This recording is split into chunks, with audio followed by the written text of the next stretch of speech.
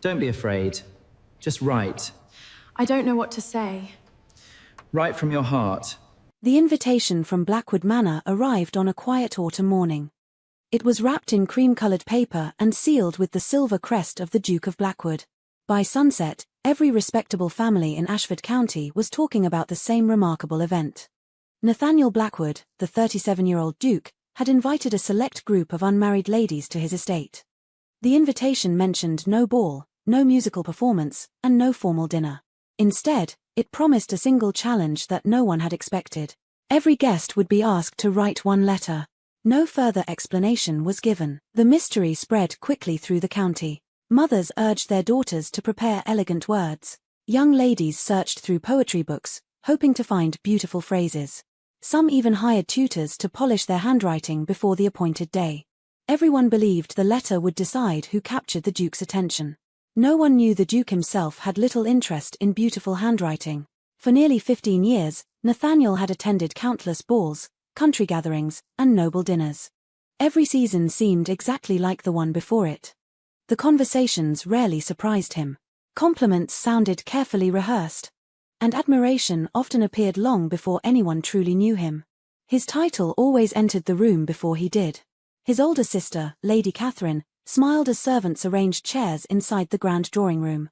"You could have invited them to dance," she said. "They would have come just as eagerly." Nathaniel smiled. "I've danced with hundreds of ladies. And yet you still haven't chosen a wife." He looked toward the tall windows overlooking the gardens. "A dance reveals very little." Catherine folded her arms. "So what will a letter reveal?"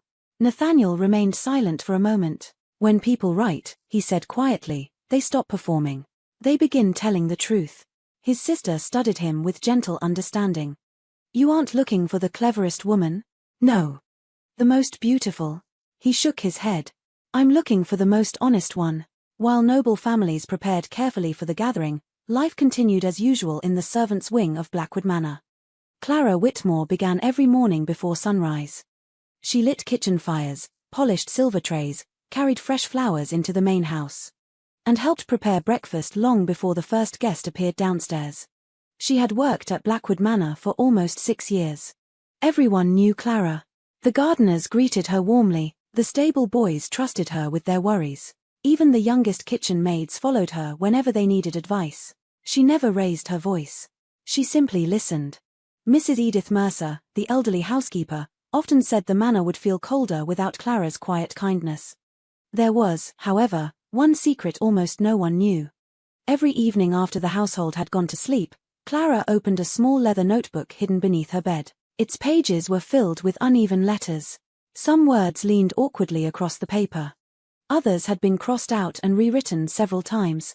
She was teaching herself to read and to write. That afternoon she entered Clara's small room just as the notebook disappeared beneath a folded apron. "You've been practicing again," Clara smiled shyly. "A little. May I hear today's lesson?" Clara opened the notebook again. She slowly read a short paragraph, stopping several times to sound out difficult words. Her reading remained hesitant, but each week she improved a little more. Mrs. Mercer listened patiently. "You're getting better. I still read too slowly." "That doesn't matter," the older woman smiled kindly. "What matters is that you haven't given up." Clara lowered her eyes. "I wish I'd learned as a child. So do many people." Mrs. Mercer rested a gentle hand on her shoulder. "But most stop trying." Clara looked at the unfinished page. "I don't mind learning slowly." She hesitated before speaking again. "I only wish I could write everything I feel." By early afternoon, the first guests began arriving at Blackwood Manor. Elegant carriages lined the circular driveway. Silk gowns rustled through the entrance hall. Footmen hurried between the drawing room and the kitchens, carrying tea cakes and silver trays. Mrs. Mercer handed one of those trays to Clara. "The drawing room, please." Clara nodded and quietly entered. The ladies had already taken their seats. Nathaniel stood before them with calm confidence. He welcomed everyone before raising a single sheet of paper. "Thank you for accepting my invitation. I have only one request." Servants placed writing boxes before every guest. Nathaniel looked around the room. "I would like each of you to write me a letter." Curious whispers filled the hall. He continued, "It may be as short or as long as you wish. There is only one question." His voice softened. What is the one thing you desire most in life? Almost immediately, quills touched paper. Some ladies smiled as they wrote. Others paused dramatically before choosing each word. Clara quietly poured tea, careful not to disturb anyone. As she reached the final table, Nathaniel noticed her standing nearby. Unlike everyone else, she held no pen. He walked toward her. You haven't written anything. The room fell silent. Clara looked down respectfully. I wasn't invited to write, Your Grace. Nathaniel picked up a fresh sheet of paper. Perhaps you should. He placed it gently before her. If you could write one letter, what would you say? Every pair of eyes turned toward the young maid. Clara stared at the blank page. Her fingers tightened slightly around the edge of the silver tray. For several long seconds, she said nothing. Finally, she lifted her eyes. A faint blush colored her face. I'm sorry, Your Grace. I can't. Nathaniel frowned gently. Why not? She answered with complete honesty. Because I never learned how to write. Silence filled the drawing room. Then someone laughed. Another young lady hid a smile behind her hand. Within moments, quiet laughter spread across the room. Clara remained perfectly still. She did not cry. She did not defend herself. She simply looked at the untouched sheet of paper lying before her. Nathaniel never laughed. Instead, he looked at the young woman standing quietly among the guests. For the first time that afternoon, the only blank page in the room had become the one he wanted to read the most. The gathering ended before sunset, yet Nathaniel found himself thinking about only one person as the guests departed. Several ladies had written graceful letters filled with polished words. Some described magnificent estates, charitable foundations, or journeys across Europe. Others spoke elegantly about duty, refinement, and becoming a worthy duchess. Every letter was beautifully written. None remained in his thoughts. Instead, he remembered the young maid who had stood before a blank sheet of paper. And quietly admitted she could not write. He had expected embarrassment. He had not expected honesty. There was a difference. One tried to hide weakness. The other accepted it without pretending to be someone else. That evening, Lady Catherine found her brother sitting alone in the library. Several letters remained unopened on the desk before him. I thought you would be reading them by now. Nathaniel smiled faintly. I've tried. And my mind keeps returning to someone who didn't write one. He nodded. I've never seen anyone answer a difficult question with such simple honesty. His sister remained silent for a moment. Then she asked softly, Are you curious because she couldn't write or because she never tried to deceive you? Nathaniel leaned back in his chair. I believe it's the second.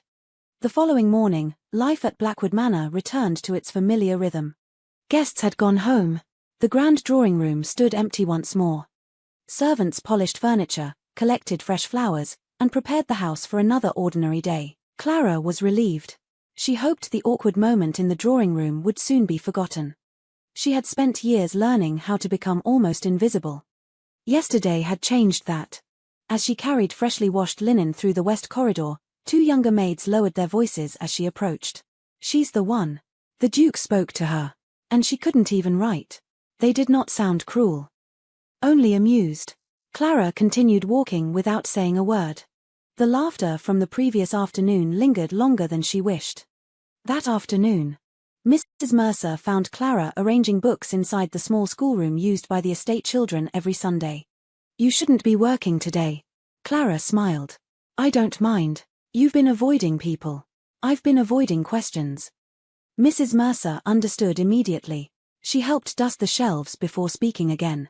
You know His Grace never laughed. I know. Mrs. Mercer looked around the room. You've worked here 6 years. Have you ever known him to mock anyone? No. Then don't judge him by the laughter of others. Clara smiled gently. I'll try. Several days later, Nathaniel left the manor on horseback to inspect tenant cottages on the northern side of the estate.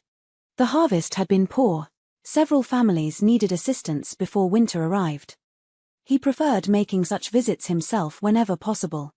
Late that afternoon, as he passed the village schoolhouse, the sound of children's laughter drifted through an open window.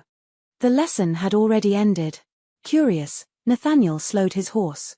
Inside, he saw Clara sitting beside 4 young children. There was no teacher. No village rector. Only Clara. She carefully drew letters upon a small slate. The children copied them one by one. A little boy frowned at his crooked writing. "I can't do it." Clara smiled warmly. "You can't do it. Yet." The boy tried again. His second attempt looked slightly better. She clapped softly. "There, I knew you could." Nathaniel remained outside unnoticed. He watched another little girl proudly write her own name for the first time. The child laughed with delight. Clara laughed with her. There was no audience. No applause. No reason to pretend. Only genuine joy. Nathaniel quietly rode away without disturbing them. That evening, he asked Mrs. Mercer about the small class. She smiled. "Those children don't belong to the school. They're too poor to attend regularly. And Miss Whitmore teaches them whenever she finishes her work." Nathaniel looked surprised. But Mrs. Mercer hesitated. "She teaches them everything she learns herself." The answer puzzled him. "What do you mean?" Mrs. Mercer opened a small cupboard in her office. "Every month," she explained, "Clara spends part of her wages buying second-hand books." Nathaniel frowned. "I thought she couldn't read." "Not well. She learns each lesson at night."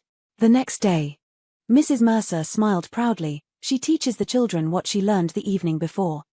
Nathaniel said nothing. For a long moment, he simply looked at the worn books.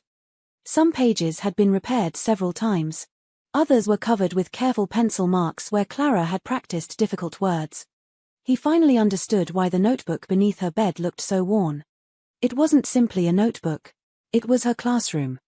The following afternoon, Nathaniel visited the village again. This time he arrived on foot. He remained outside the schoolhouse, careful not to interrupt. Inside, Clara held up a single page. "What does this word say?" The children answered together. "Hope." She smiled. "And what does hope mean?" The smallest girl thought carefully before answering. "It means believing tomorrow can be better." Clara nodded. "Exactly." Nathaniel lowered his eyes. Those words stayed with him long after he left. As he walked back toward Blackwood Manor, he realized something that unsettled him. He had invited educated ladies to write about their dreams. Clara had written nothing. Yet every evening she quietly gave away the little knowledge she struggled so hard to gain herself. Without realizing it, she had answered his question better than anyone else in the drawing room. Not with ink, but with the way she lived. That night, Nathaniel entered the library carrying a small parcel. His secretary looked up from the accounts. "Another inspection tomorrow, Your Grace?"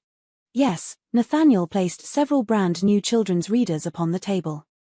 "I'd like these delivered anonymously." The secretary looked puzzled. "To the village school?" Nathaniel smiled. "No. To a young woman who still believes she's learning alone." He paused before adding quietly, "And make sure no one ever tells her where they came from." As the library door closed behind him, Nathaniel found himself smiling for the first time in many months. He had begun searching for the woman who could write the most beautiful letter. Instead, he had found someone quietly writing one with her life. Winter arrived early that year. Cold winds swept across Ashford County, and the trees surrounding Blackwood Manor stood bare beneath grey skies. The estate grew quieter with each passing week, yet Nathaniel found more reasons than ever to leave the house. Officially, he was inspecting tenant farms. In truth, his route almost always passed the village school. He never entered. He simply stopped long enough to hear children's voices drifting through the open windows. That was enough. Inside the small classroom, Clara continued her evening lessons exactly as she always had. She refused to let embarrassment change the rhythm of her life. Every afternoon, she finished her work at the manor. Every evening, she carried her worn books to the schoolhouse. The children never asked why she sometimes struggled over difficult words. They only knew Miss Clara never stopped encouraging them. "If you learn one new word today," she often said, "then today has already been worthwhile." The children believed her. So did she. One rainy evening after the lesson had ended, the village schoolmaster finally approached her. Mr. Edwin Foster had watched Clara teach for nearly 2 years. "You've done something remarkable." Clara smiled. "I've only shared what little I know." "No." He shook his head gently. "You've taught these children not to fear learning." He reached into his satchel and placed a small envelope on the table. "What is it?" "A scholarship." She looked surprised. "For me?" "No. For the children. The parish has agreed to provide proper books next spring." Clara's eyes brightened. That's wonderful. Mr. Foster smiled. They wouldn't have done it without seeing your work first. For a moment, Clara forgot every unkind word she had heard in the drawing room. That single conversation made every difficult evening worthwhile. Meanwhile, preparations had begun for the Blackwood Winter Charity Gala. It was the largest gathering of the year.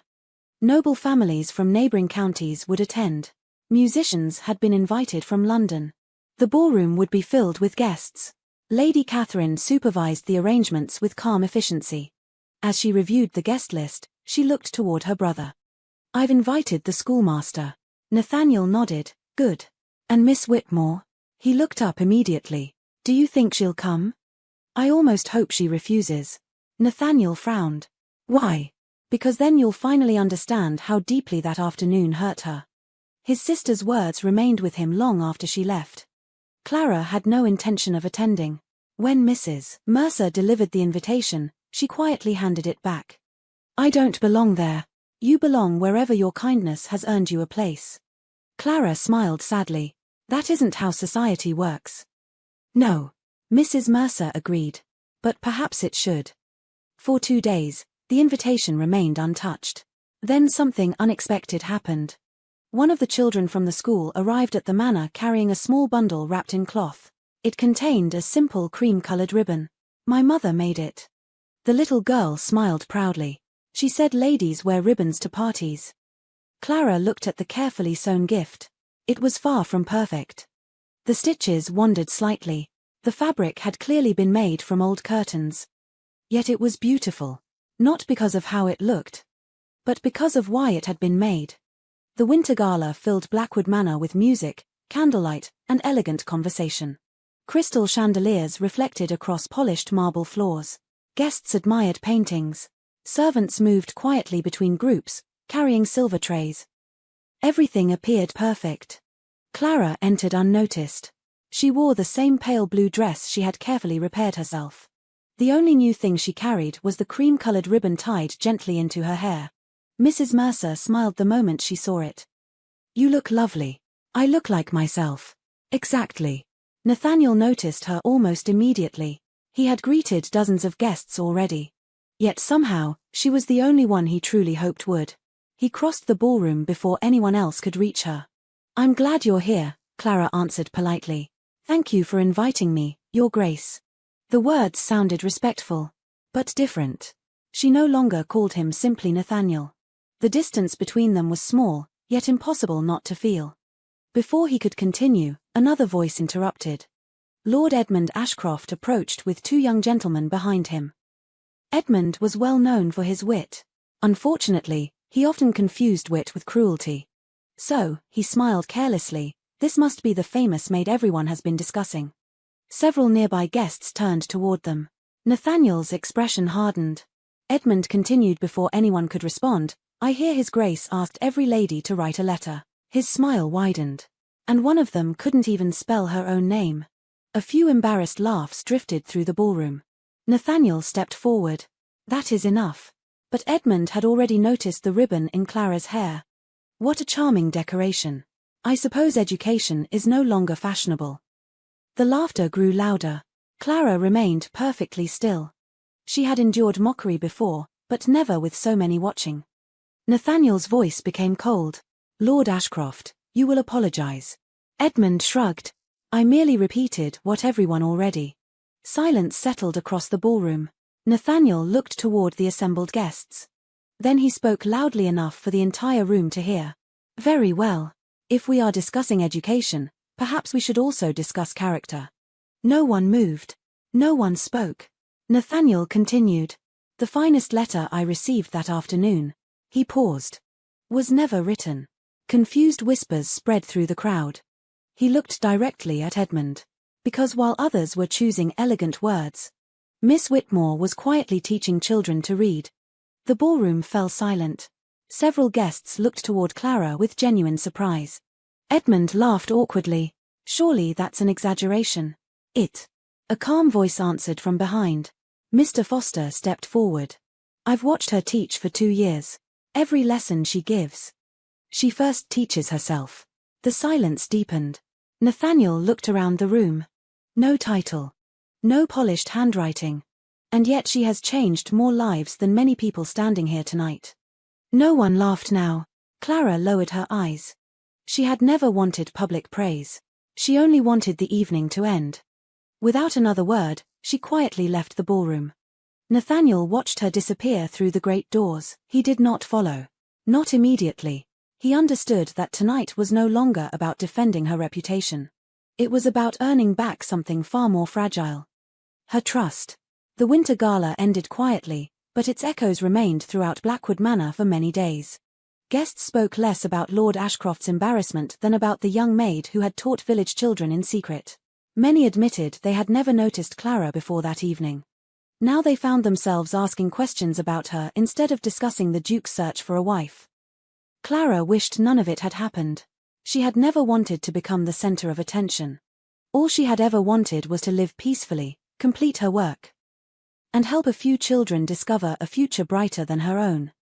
The unexpected admiration felt almost as uncomfortable as the laughter had. Nathaniel respected her silence. He did not visit the servants' quarters. He did not send flowers. He did not write another invitation. Instead, he asked Mrs. Mercer one simple question. "What does Miss Whitmore need most?" The housekeeper smiled gently. "She doesn't need sympathy." Nathaniel nodded. "I know. What she has always needed," Mrs. Mercer looked toward the village beyond the manor, "is an opportunity." Several weeks passed. Winter slowly gave way to the first signs of spring. One bright morning, the village schoolmaster received an unexpected letter bearing the Duke's personal seal. Inside was a legal document. Nathaniel Blackwood had purchased the abandoned mill house beside the river. The old building would be restored and transformed into a permanent village school. Every child in Ashford County would study there free of charge. Books, teachers, paper, and supplies would all be provided by the Blackwood estate. At the bottom of the document appeared one final sentence. "The school shall open only if Miss Clara Whitmore agrees to guide its first students." When Mr. Foster carried the letter to Blackwood Manor, Clara stood speechless for several moments. "I can't accept this." The schoolmaster smiled. "I believe His Grace expected you to say that. He asked me to remind you," Mr. Foster unfolded a second note, "that this school doesn't belong to him. It belongs to every child who has ever been told education was beyond their reach." Clara slowly lowered her eyes. For the first time in many years, she allowed herself to imagine a different future. The village gathered outside the restored schoolhouse on a warm afternoon in early May. Children ran across the gardens carrying freshly printed books. Parents stood together beneath flowering trees, hardly believing such a place truly belonged to their community. The ceremony was simple. There were no musicians from. No grand speeches. Only neighbors celebrating something they had built together. Nathaniel waited until everyone had settled before stepping onto the small wooden platform. "I once believed," he began, "that education was measured by beautiful handwriting." A quiet smile crossed his face. "I was wrong." He turned toward Clara. "The wisest teacher I have ever known once stood before a blank sheet of paper." The crowd listened in complete silence. That day, many of us judged her because she could not write. He paused. The truth was she had already been writing something far greater. Nathaniel looked toward the children gathered in the front row. Every lesson she taught. Every child she encouraged. Every hour she spent learning after everyone else had gone to sleep. That was her letter. And today, he smiled warmly. "We are all reading it." Several parents quietly wiped tears from their eyes. Clara remained standing beside the schoolhouse door, unable to speak. Nathaniel walked toward her carrying a polished wooden box. Inside rested a beautiful fountain pen crafted from dark walnut. It was elegant without being extravagant. "I bought this many months ago." He smiled. "I thought perhaps one day you might have use for it." Clara accepted it with trembling hands. Nathaniel then unfolded a familiar sheet of paper. It was identical to the one he had placed before her during the gathering at Blackwood Manor. "I have one question." His voice was soft. "The same question I asked before." He handed her the pen. "What is the one thing you desire most in life?" The crowd remained perfectly still. No one hurried her. No one whispered. Clara looked at the blank page. This time she did not lower her eyes. Slowly, carefully, she began to write. Her handwriting remained. Some letters leaned slightly. Others revealed the careful concentration behind every stroke. When she finished, she handed the paper back. Nathaniel read the single sentence aloud, "A home where every child can learn without shame." Silence settled over the schoolyard. Not because the words were extraordinary, but because everyone understood they were true. Nathaniel folded the page with great care. "I've spent months searching for the woman worthy of becoming Duchess of Blackwood." He looked directly into Clara's eyes. "I never found her among titles. I found her in a classroom." A gentle laugh spread through the crowd. Nathaniel smiled. "So today I have only one final question." He took Clara's hand. "Will you help me build that home?" Tears filled Clara's eyes. She looked toward the children. Toward Mrs. Mercer. Toward Mr. Foster. Then back at the man standing before her. "I will." The answer was quiet, yet everyone heard it. Nathaniel did not celebrate with dramatic gestures. He simply held her hand a little tighter. For him, that was enough. 1 year later, the little school beside the river welcomed more than 80 children. Some learned their first letters. Others discovered a love of books. Every new student received a simple promise written above the entrance. "No child will ever be ashamed to learn here." Visitors often asked why those words mattered so much. Nathaniel always smiled before answering. "Because the greatest lesson I ever learned." He looked toward Clara, who was helping a little girl write her name for the very first time. Came from the only woman who once believed she had nothing worth writing. And in that quiet classroom filled with laughter instead of judgment, everyone finally understood the truth. The most beautiful letter in Ashford County had never been written with perfect words. It had been written one act of kindness at a time.